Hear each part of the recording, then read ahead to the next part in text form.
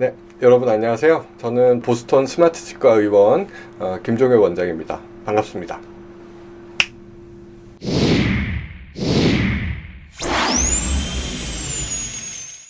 자, 오늘은 우리가 입냄새라고 하는 구취 치료에 대해 말씀드리려고 합니다. 혹시 시간 없으셔서 이 영상을 끝까지 못 보시는 분이라면 딱 한마디만 기억하시면 되겠습니다.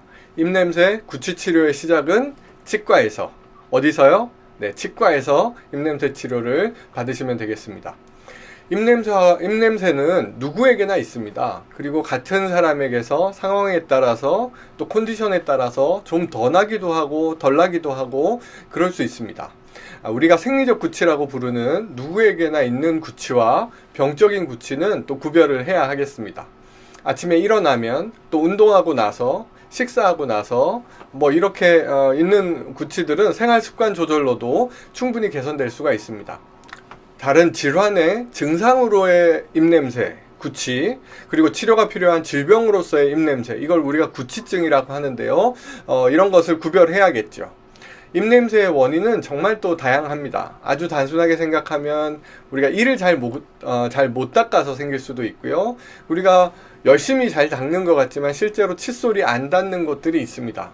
세게 닦는 것보다는 빠지는 곳 없이 꼼꼼하게 닦는 것이 중요합니다. 칫솔질은 횟수보다는 시간이, 그리고 시간보다는 방법이, 요령이, 이런 것들이 더 중요합니다. 치석이 많아서 그럴 수도 있고, 그러니까 잇몸병, 치은염, 치주염 같은 것들 때문에도 입냄새가 심하게 날 수 있겠죠. 자, 당연히 충치가 생긴 경우는 물론 젊은 분들 같은 경우에 사랑니에 문제가 있거나 사랑니 주변에 염증이 생긴 경우에도 구취가 있을 수 있습니다. 그리고 요즘은 많이들 잘 알고 계시는데, 이 닦고 나서 혀도 닦고 계시죠? 혀를 잘 닦는 것만으로도 입냄새를 많이 줄일 수 있습니다. 혀 닦을 때는 너무 세게 닦지 마시고요. 텀 클리너, 혀 클리너 같은 것들 이용해서 가볍게 닦아주시면 좋겠습니다. 그리고 당연히 흡연하는 경우, 양파, 파 같이 냄새가 강한 음식을 즐겨 드시는 경우 나쁜 냄새가 날 수 있습니다. 자, 금연하시고 또 자극적인 음식 줄이는 것이 구취를 줄이는데, 입냄새를 줄이는데 도움이 되겠습니다. 자, 여기서 한 가지 더 생각해 봐야 할 것은, 스스로 구취가 있다고 느끼거나 주변 사람들로부터 입냄새가 난다고 말씀을 듣고 걱정하시는 분들, 이른바 우리가 구취 염려증 환자로 분류하는 분들에게는 칫솔질 자체를 조금 다르게 말씀드립니다. 자, 이렇게 구취가 있는지 염려하시는 분들은 오히려 강박적으로 칫솔질을 너무 자주 그리고 너무 세게 하는 경향이 있습니다. 구취에 대한 염려가 있는 분들은 오히려 칫솔질 횟수와 강도를 줄이도록 말씀드립니다. 자, 이런 분들은 오히려 뭔가 더 할 치료를 찾아서 하기보다는 실제로 입냄새가 심하지 않음을 구취 측정기 검사 같은 것들을 통해서 객관적으로 보여드리고 걱정을 덜어드리는 쪽으로 진료를 하고 또 그런 것들이 필요하게 됩니다. 침이 잘 안 나오는 경우에 입냄새가 있을 수 있습니다. 제가 마른 침 냄새라고 부르는데요.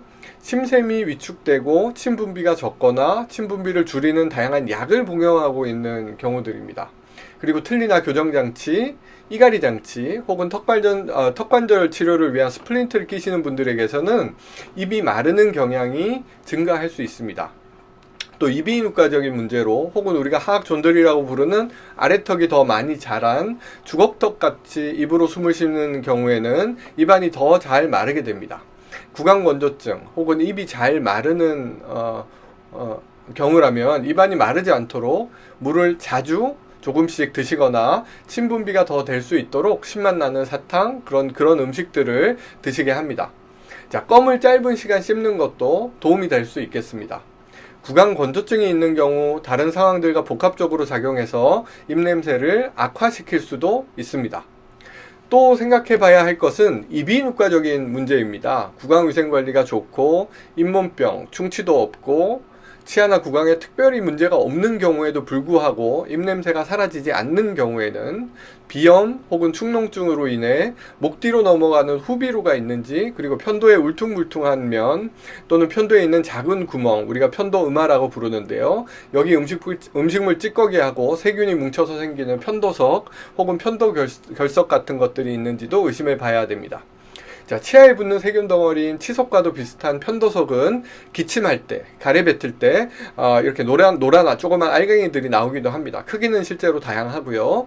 편도석에는 전형적으로 생선 썩는 악취가 나게 됩니다.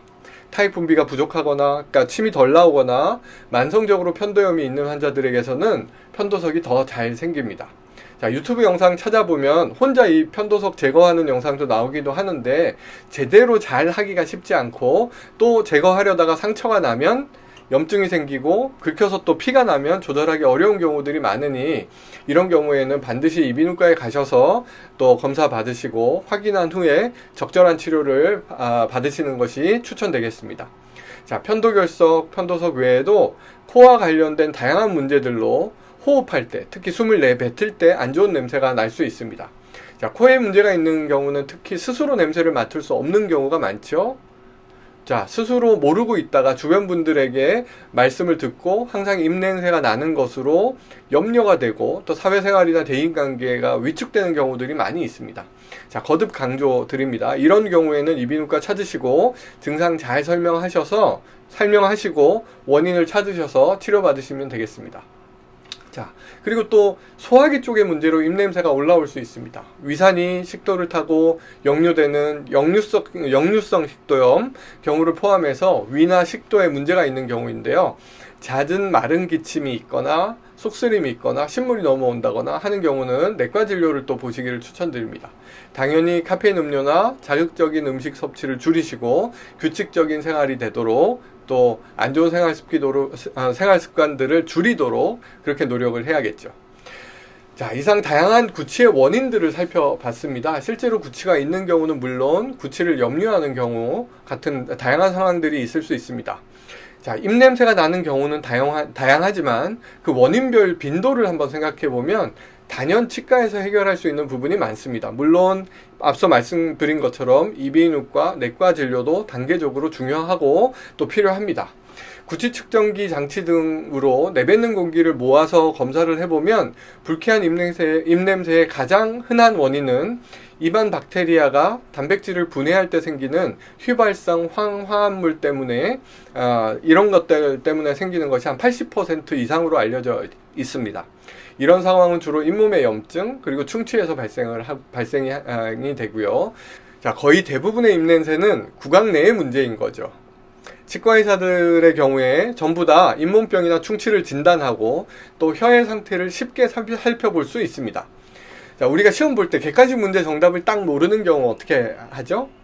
제일 답이 아닌 것부터 지워가다가 마지막에 남는 것 중에 소위 말하는 찍게 되죠. 자, 구취같이, 입냄새같이 복합적인 요인들로 증상이 생기고, 이런 경우에 제일 진단하기 쉽고 또 치료하기 쉬운 치과적인 문제들부터 해결하고 나서 증상의 변화를 보고 개선이 없으면 그때 이비인후과나 내과 진료를 보는 방법으로 치료하는 것이 여러모로 유리합니다. 자, 입냄새로 고민하고 계신 분들 더 이상 손으로 입 가리지 마시고 가까운 치과부터 가보시기를 강력하게 추천합니다.